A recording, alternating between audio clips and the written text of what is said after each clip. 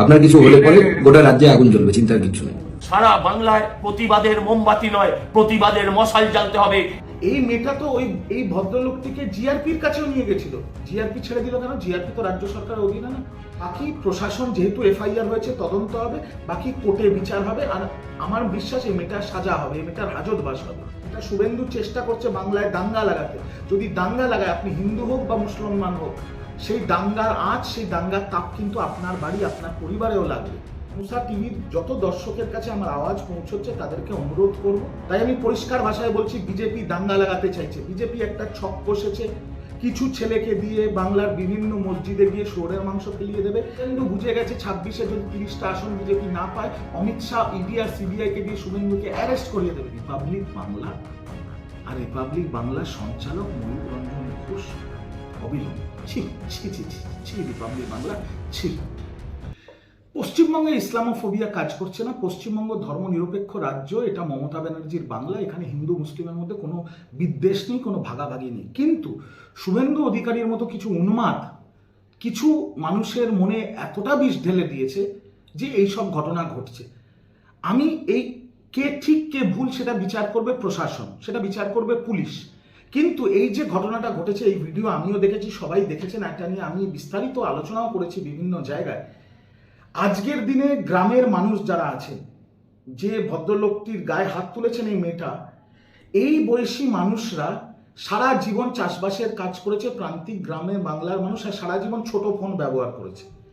আর এই বুড়ো বয়সে এসে, এটা আমার ব্যক্তিগত অভিজ্ঞতা আছে, কারণ আমারও পরিবারের কিছু লোক প্রান্তিক গ্রাম বাংলায় থাকেন, তাদের ছেলে পুলে বা নাতি নাতনিরা তাদের স্মার্টফোন কিনে দিয়েছে। এরা হোয়াটসঅ্যাপও চালাতে জানে না, ফেসবুকও চালাতে জানে না, এরা ভিডিও চালাতে জানে না। হয়তো তিনি ভুল করে ভিডিওটা অন করেছেন, হয়তো এটা একটা ভুল, সেটা কেউ দেখতে গেল না, সেটা এই মেয়েটা দেখতে গেল না। এত উদ্ধতা! রমজান মাসে রোজাতে থাকা একটা মানে বাপের বয়সী লোকের গায়ে এভাবে এলোপাথাড়ি চট্টাপ্পড় মারছে। এই মেয়েটা তো এই ভদ্রলোকটিকে জিআরপির কাছেও নিয়ে গেছিল। জিআরপি ছেড়ে দিল কেন? জিআরপি তো রাজ্য সরকারের অধীনে না। জিআরপি যখন রিকোয়েস্ট করলো মেয়েটাকে যে এনার কোনো ভুল নেই, এনার ভিডিওতে আমরা কিচ্ছু নোংরা দেখিনি, তখনও শুনতে রাজি না, তখনও হাত চালাচ্ছে। এত উদ্ধত কোথার থেকে আসে? এবার ওই ভদ্রলোক গিয়ে এফআইআর করেছেন, সম্পূর্ণ তদন্ত হবে, আর তদন্তে যা উঠে আসবে সেটা কোর্টে এই মেয়েটিকে জবাব দিতে হবে যে কিসের ভিত্তিতে তিনি একজন প্রৌঢ়, যিনি রমজান মাসে রোজাতে আছেন, তার উপরে হাত তুলেছিলেন। যদি জবাব দিতে না পারে, প্রশাসনিকভাবে তাকেও হাজতবাস করতে হবে। শুধু একটা কথা, মুসা টিভির যত দর্শকের কাছে আমার আওয়াজ পৌঁছচ্ছে, তাদেরকে অনুরোধ করব যে যতটা নেমেছে, দয়া করে আপনারা নামবেন না। কারণ এই ঘটনা ঘটার পর অনেক ছেলে মেয়ে আবেগে এই মেয়েটার নাম, এই মেয়েটার ছবি, এই মেয়েটার বাবার নাম, এই মেয়েটার অ্যাড্রেস, এই মেয়েটার টেলিফোন নাম্বার সোশ্যাল মিডিয়ায় প্রকাশ করছে। দয়া করে এটা করবেন না, কারণ এটা আমাদের সাজে না, বাংলার মানুষের এই নোংরামি সাজে না, তৃণমূল কংগ্রেসের কোনো কর্মী সমর্থকের এই কাণ্ড কারখানা সাজে না। মেয়েটা দোষ করেছে, মেয়েটা ভুল করেছে, আমি ব্যক্তিগতভাবে মানি।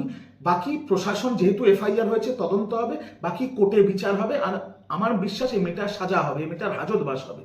কিন্তু দয়া করে আপনারা অন্তত, আফটার অল সে একটা মেয়ে, সে বাংলার মেয়ে, তার ব্যক্তিগত পরিচয়, ব্যক্তিগত ঠিকানা, ব্যক্তিগত মোবাইল নম্বর সোশ্যাল মিডিয়ায় দিয়ে তার উপরে যে নোংরামিটা হচ্ছে, সেটা আমাদের সাজে না। তো আমাদের মনে হয়, আমার ব্যক্তিগত মনে হয় যে আমাদেরও একটু বড় হওয়া উচিত। প্রশাসনের উপর ছেড়ে দিন না, দেখুন না কি হয়। আচ্ছা, কিছুদিন আগে রেজাউল ইসলাম নামে এক যুবকের সাথেও এরকম মব লিঞ্চিংয়ের একটা ঘটনা ঘটে। সেই মামলায় কিন্তু এখনও পুলিশ অভিযুক্তদের চিহ্নিত করতে পারেনি। আবার এরকম একটা ঘটনা ঘটলো। মানে নির্বাচন যত এগিয়ে আসছে, মানে এরকম ঘটনা ঘটে যাচ্ছে। মানে বিজেপির দিক থেকে বলা হচ্ছে যে এরকম হিন্দু মুসলিমের ব্যাপারে জন্য এই সমস্ত ঘটনা ঘটছে, যে তারা মুসলিম মানে এরকম করবেই, হিন্দু হলে করতে, মানে একটা ধর্মীয় রূপ দেওয়ার চেষ্টা করা হচ্ছে। যত নির্বাচন এগিয়ে আসছে তত আরও জিনিসটা করা হচ্ছে। এটা আমার উত্তর দেওয়ার আগে, গতকাল বিজেপির হলদিয়ার বিধায়ক তাপসী মণ্ডল যখন বিজেপি ছেড়ে উন্নয়নের জোয়ারে গা ভাসিয়ে দিয়ে মমতা ব্যানার্জির আশীর্বাদ মাথায় নিয়ে তৃণমূল কংগ্রেসে যোগদান করলেন, তিনি প্রেস কনফারেন্সে একই কথা বলেছেন যে এই বিভাজনের রাজনীতি আমি আর সহ্য করতে পারছি না। বাংলার সংস্কৃতি, বাংলার কৃষ্টি, বাংলার সংহতিতে তো এই বিভাজনের রাজনীতি নেই। এটা তৃণমূল কংগ্রেস আমদানি করেছে এই গোবলয়ার পার্টি বিজেপির থেকে। কিছুদিন আগে গুজরাটের একটা ট্রেনে একজন ইমাম সাহেব রোজা রেখে, মাথায় টুপি পরে ট্রেনে ভিক্ষা চাইছিলেন, তাকে মারধর করেছে। এটা কি হচ্ছে ভারতবর্ষে?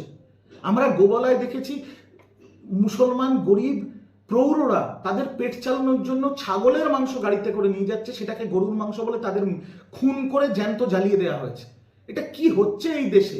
আর তারপরে নরেন্দ্র মোদী পাকিস্তানে চলে যাবে বিরিয়ানি খেতে, নরেন্দ্র মোদী আজমের শরীফে চলে যাবে চাদর চড়াতে, নরেন্দ্র মোদী তারপরে লম্বা লম্বা টুপি পরে মুসলমানদের ভোট ভিক্ষে করতে বেরিয়ে পড়বে, আর বিজেপির 2 টাকার ঠোঙা নেতারা এই হিন্দু মুসলিম নোংরামিটা করবে, আর তাদের 2 টাকার নেতারা মুসলমানদের গায়ে হাত তুলবে। এটা কিন্তু মেনে নেওয়া যায় না, এটা কিন্তু চলতে দেয়া যাবে না।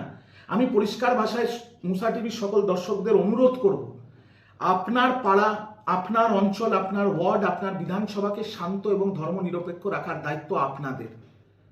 আপনাদের প্রশাসন, সরকার, তৃণমূল সবাই আছে, কিন্তু আপনাদেরকে শান্ত রাখতে হবে, আপনাদের চোখ কান খোলা রাখতে হবে। কারণ যদি পাশের দাঙ্গা লাগে, যেটা শুভেন্দু চেষ্টা করছে বাংলায় দাঙ্গা লাগাতে, যদি দাঙ্গা লাগায়, আপনি হিন্দু হোক বা মুসলমান হোক, সেই দাঙ্গার আঁচ, সেই দাঙ্গার তাপ কিন্তু আপনার বাড়ি, আপনার পরিবারেও লাগবে। তাই আমি পরিষ্কার ভাষায় বলছি, বিজেপি দাঙ্গা লাগাতে চাইছে। বিজেপি একটা ছক কষেছে, কিছু ছেলেকে দিয়ে বাংলার বিভিন্ন মসজিদে গিয়ে শুয়োরের মাংস ফেলিয়ে দেবে, বাংলার বিভিন্ন মন্দিরে গিয়ে গরুর মাংস ফেলাবে। এটা বিজেপির ছক। সবসময় প্রশাসনের নজর তো সব মন্দির আর মসজিদের ওপর থাকে না। এলাকার মানুষ যারা আশেপাশে থাকেন তাদের আমি অনুরোধ করব, মন্দির আর মসজিদের ওপরে নজর রাখুন, নিজের এলাকার স্বার্থে, নিজের পাড়ার স্বার্থে, নিজের ওয়ার্ডের স্বার্থে। যদি কোনো অপরিচিত ব্যক্তিকে হাতে কোনো থলি নিয়ে ঘোরাঘুরি করতে দেখেন, যদি আপনাদের সন্দেহ হয়, 2 চড় মেরে পুলিশের হাতে তুলে দিন, 2 চড় মেরে পুলিশের হাতে তুলে দিন, যাতে কোনোভাবে দাঙ্গা না লাগাতে পারে বিজেপি এই বাংলায়। বিজেপি বুঝে গেছে ওরা 30টা আসন পাচ্ছে না। শুভেন্দু বুঝে গেছে ও আর বিরোধী দলনেতা থাকছে না 26-এর পরে। শুভেন্দু বুঝে গেছে অমিত শাহ ওর নাম নারদা আর সারদা কাণ্ডে চার্জশিটে ঢুকিয়ে রেখেছে। শুভেন্দু বুঝে গেছে 26-এ যদি 30টা আসন বিজেপি না পায়, অমিত শাহ ইডি আর সিবিআইকে দিয়ে শুভেন্দুকে অ্যারেস্ট করিয়ে দেবে। তাই শুভেন্দু ওর শেষ তাস খেলার চেষ্টা করছে, যেটা হচ্ছে শান্ত বাংলাকে অশান্ত করার চেষ্টা, আর বাংলাতে দাঙ্গার আগুন লাগানোর চেষ্টা। প্রাণপণ চেষ্টা শুভেন্দু করছে আর করে যাবে ভোটের আগের দিন অবধি। তাই মানুষকে আমি অনুরোধ করবো, আপনারা সচেতন হোক, নিজের পাড়া, নিজের ওয়ার্ড, নিজের অঞ্চল, নিজের বুথ, নিজের গ্রাম, নিজের ব্লকে চোখ কান খোলা রাখুন। মন্দির মসজিদের সামনে যদি কোনো সন্দেহ হয় কারুর ওপরে, কোনো অপরিচিত ব্যক্তি হাতে থলে নিয়ে ঘোরাঘুরি করছে, সঙ্গে সঙ্গে ঘেঁটি ধরে পুলিশ থানায় নিয়ে গিয়ে জমা করিয়ে দিন। এটা বিজেপি আর শুভেন্দুর একটা নোংরা চক্রান্ত। দয়া করে এই চক্রান্তে পা দেবেন না। আমার বক্তব্য যত হিন্দু, যত মুসলমান ভাইদের কাছে বা বোনদের কাছে পৌঁছচ্ছে, তাদের কাছে আমার করজোড়ে অনুরোধ, চোখ কান খোলা রাখুন, নিজের অঞ্চল, নিজের ওয়ার্ড, নিজের পাড়াকে শান্ত রাখার জন্য নিজেরা সচেতন হন, নিজেরা পাহারা দিন। আচ্ছা, এই ঘটনা যখন ঘটে তখন কার্যত শুভেন্দু অধিকারী এই মহিলাটিকে সমর্থন করে নিজের সোশ্যাল মিডিয়ায় ভিডিওটি পোস্ট করেন। আবার দেখা যাচ্ছে যে সজল ঘোষ বলছেন যে এই কলেজ ছাত্রীর সাথে যদি কিছু হয় তাহলে নাকি আগুন জ্বলবে। তো এরকম উস্কানিমূলক কথাবার্তা বলে তিনি কি বোঝাতে চাইছেন? দেখুন, সজল ঘোষ যে আগুন জ্বালানোর কথা বলছে, ও নিজের বিড়ি জ্বালানোর জন্য একটা দেশলাই কেনার ক্ষমতা নেই, ঠিক আছে? এরা 2 টাকার নেতা।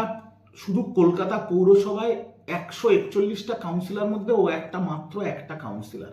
ওকে অত গুরুত্ব দেওয়ার কিছু নেই। কিন্তু এইটুকু বলবো যে বিজেপি বাংলায় দাঙ্গা লাগাতে চাইছে, হিন্দু মুসলমান দাঙ্গা লাগাতে চাইছে, নইলে এরা বুঝে গেছে এরা 30টা আসনও পাবে না বিধানসভায়।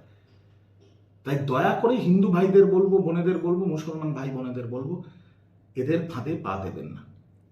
সতর্ক হন, চোখ কান খোলা রাখুন, নিজের এলাকাকে পাহারা দিন।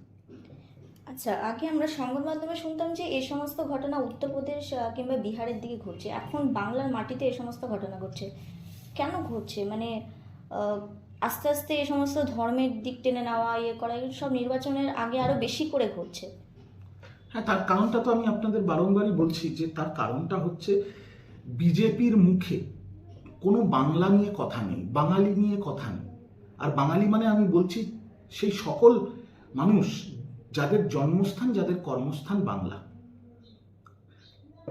মানুষ যখন ভোট দিতে যায়, মানুষ ভোট দেয় যে কোনো দলকে, যে তারা ক্ষমতায় আসলে কি করবে, স্কুল করবে, কলেজ করবে, হাসপাতাল তৈরি করবে, রাস্তা ঠিক করবে, মানুষের বাড়িতে জলের ব্যবস্থা করে দেবে, রাস্তায় লাইট লাগিয়ে দেবে, এইসব কাজ করার জন্য।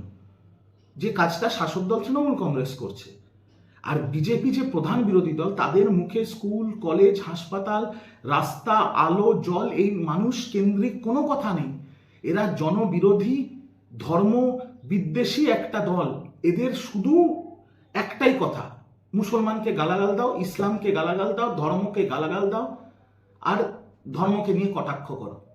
এরা বুঝে গেছে যে আমরা যতক্ষণ না এই শান্ত বাংলাকে অশান্ত করতে পারবো, এরা বাংলাদেশ সে যখন আগুন জ্বলছিল সেই চক্রান্ত এরা বাংলায় করার চেষ্টা করেছিল, এখনো এরা সেই চক্রান্ত ষড়যন্ত্র চালিয়ে যাচ্ছে যে কোনোই হোক এই যে বাংলায় হিন্দু মুসলিম ভাই ভাই, এই যে বাংলা কবি নজরুল ইসলামের বাংলা, রবীন্দ্রনাথ ঠাকুরের বাংলা আর মমতা বন্দ্যোপাধ্যায়ের বাংলা যে এত শান্ত, এত ধর্মনিরপেক্ষ, এটা এরা সহ্য করতে পারছে না। তাই এরা যে কোনো প্রকারে বেলডাঙ্গা মুর্শিদাবাদে এই ঘটনা ঘটিয়েছিল, সাইনবোর্ডে উল্টোপাল্টা নোংরা কথা লিখে রাইট লাগানোর চেষ্টা করেছিল। এরা সর্বত্রই একই ষড়যন্ত্র করছে, কারণ এরা বুঝে গেছে যতক্ষণ না বাংলার দুই ভাই হিন্দু আর মুসলমানকে এরা ভাগ করবে, এরা 30টা আসনও পাবে না। তাই আবারও বলছি, ভোটের আগের দিন অবধি এরা বাংলায় দাঙ্গা লাগানোর চেষ্টা করবে। দয়া করে সজাগ থাকুন, পাহারা দিন। আচ্ছা, মানে রিপাবলিক বাংলাকে তৃণমূল কংগ্রেস বয়কট করেছিল। আমরা এখন দেখতে পাচ্ছি যে সিপিএমও রিপাবলিক বাংলাকে বয়কট করতে বলছে, এবং কিছুদিন আগে তাদের একটি শোতে সৃজন বলেছিল যে যেহেতু তিনি যাদবপুরের, এখন যে ঘটনাটা, যাদবপুর নিয়ে এখন উত্তপ্ত চারিদিক, তো তিনি বলছেন যে যাদবপুরকে এভাবে বিকৃত করার চেষ্টা করা হচ্ছে রিপাবলিক বাংলার তরফ থেকে। তিনি বলছেন যেন রিপাবলিক বাংলার বিরুদ্ধে তারা যেন এফআইআর করে, ময়ূররঞ্জন ঘোষের বিরুদ্ধে যেন তারা এফআইআর করে। কি বলবেন এই বিষয়ে? কে কার বিরুদ্ধে এফআইআর করবে আমি সেটা বলতে পারবো না। সিপিএম কি করবে না করবে আমি জানি না। I am list interested. 6% পাওয়া শূন্য একটা দল, এদের যেহেতু নিজের পতাকার দম নেই, নিজেদের পতাকায় জোর নেই, নাগরিক সমাজের নামে মানুষকে বিভ্রান্ত করার চেষ্টা করছে। এরাও বাংলাকে অশান্ত করার চেষ্টা করছে, কারণ এদের লাল পতাকা তো রাস্তার বিরিয়ানির হাঁড়ি ছাড়া আর কোথাও দেখা যায় না। তাই এরাও নোংরামি করছে। এরাও একটা নোংরা দল, হারমাদদের দল। এদের তো অত্যাচার 34 বছর বাংলার মানুষ দেখেছে।